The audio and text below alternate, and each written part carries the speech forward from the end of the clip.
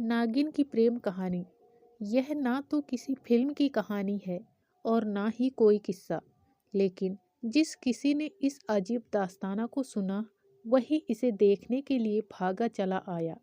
जहां मायावादी जमाने में आदमी ही आदमी का दुश्मन है, वहीं जानवरों व पशु पक्षियों में एक दूसरे के लिए स्नेह भरा हुआ है, जिसका प्रत्यक्ष उदाहरण इस मामले में नजर आ रहा है।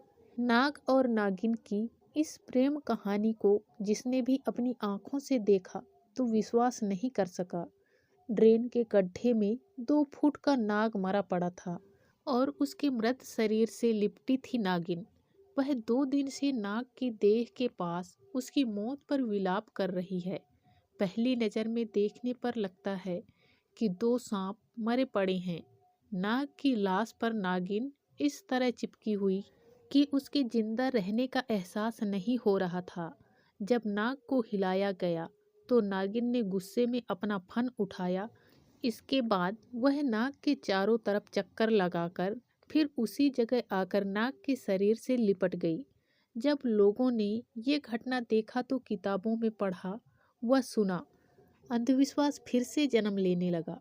हरियाणा के कैथल जिला में 2 दिन पूर्व रूपनगर में रहने वाले एक युवक ने बताया कि किसी ने नाग को मारकर वहां फेंक दिया था।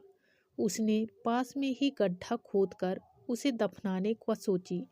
अमित कुमार, रणधीर व नरेश कुमार ने बताया कि नवरात्रों में नाग के इस तरह पड़े रहने को अशुभ समझा जाता है।